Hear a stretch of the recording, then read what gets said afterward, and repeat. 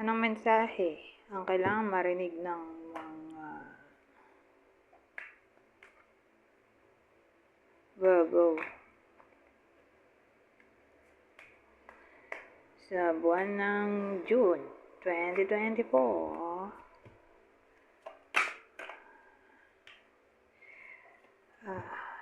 Ano yan?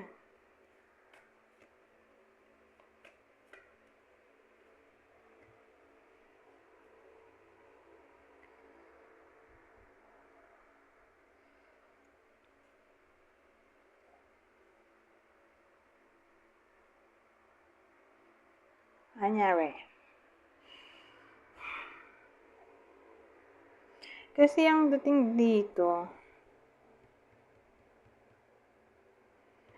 mukhang nangyari na to. Na para bang nasabit yung iba sa inyo sa unconventional relationship, sabihin natin. Friends with benefits, third party situation, situationship.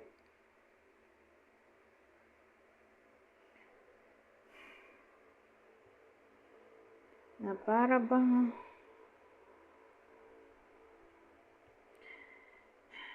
matatauhan yung iba sa inyo na mali o wala silang mapapala doon sa maling relasyon o something na para bang uncertain o unstable. Kaya lang ang pangit nitong combination na to. Ay!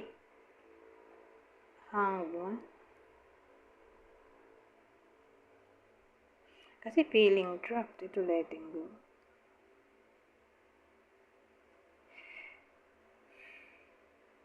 So, dalawang pwedeng scenario dito. Una, alam naman nilang mali, kaya lang di sila makaalis sa maling relasyon o sitwasyon. Pangalawa,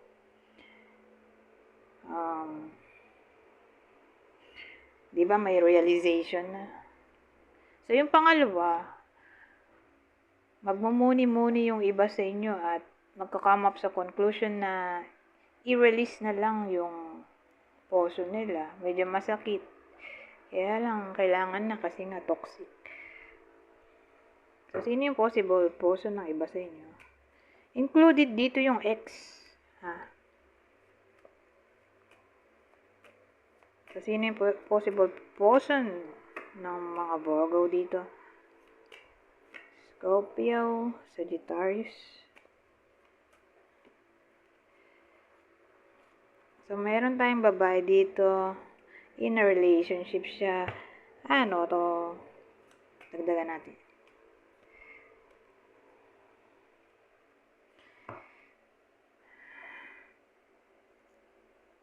So, yung babaeng in a relationship,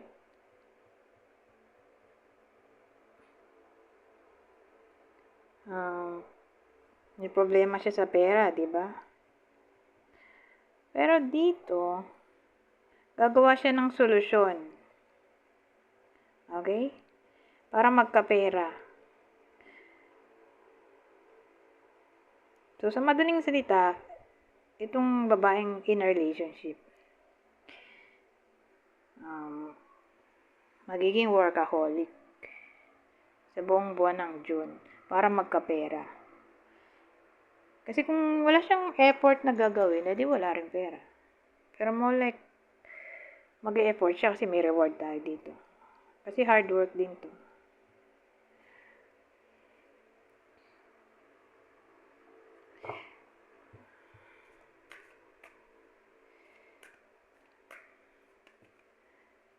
Ano to? Forgiveness? So, sabi dito, allow healing waters to wash away the pain of the past. Forgiveness. So, sa madaling salita, reconciliation ay posible o in-encourage ang forgiveness o ang kapatawaran.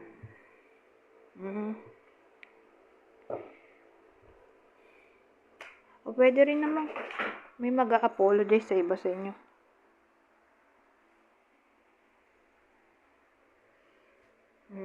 Sa buwan ng June.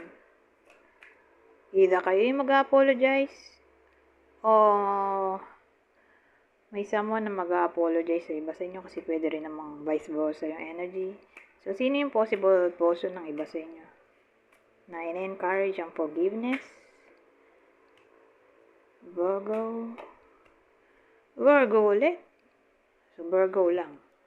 Dalawang card pero isang sign lang ang lumabas. Di particular sa zodiac sign na Virgo. Oh, twin flame. Twin flame union. Oh, body, mind, and soul. So, yung mga nasa twin flames situation, alam naman ng iba yan kung nandyan sila sa twin flame connection.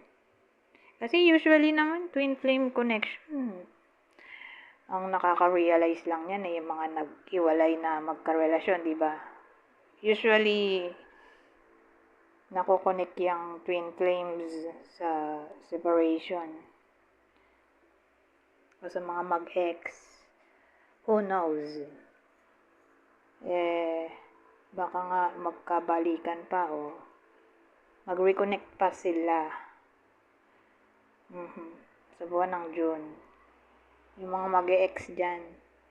Lalo na kung alam nila sa isa't isa na twin flame sila o alam ng iba sa inyo na Virgo na twin flame niya yung ex niya. Ayan. Baka mag-reconnect pa o magkabalikan pa. So, alamin natin kung sino itong possible ex. Capricorn, Pisces. Pero sabihin naman natin na hindi to ex. At ito yung the one talaga nila na hindi pa nila nami-meet. So, sino naman kaya yun? Yung darating pa lang na twin flame. Oh, ito may knight in shining armor o ama. Pero ito soulmate din to. Pero twin flame tayo. Anyways, Scorpio. Ito Sagittarius. Ito last na. Dreams come true. Have faith, your rainbow will come smiling through. So, sa madaling salita, may iba sa inyo na magkakatotoo ang kanilang wish o dream. Magiging masaya. So, yan. Hindi ko na i-elaborate. 8 minutes lang tayo. Basta ang mahalaga, magiging masaya yung iba sa inyo kasi may wish sila o dream na maaaring magkatotoo. O makuha nila yon sa June 2024. Anyways, hanggang dito na lang. Goodbye for now.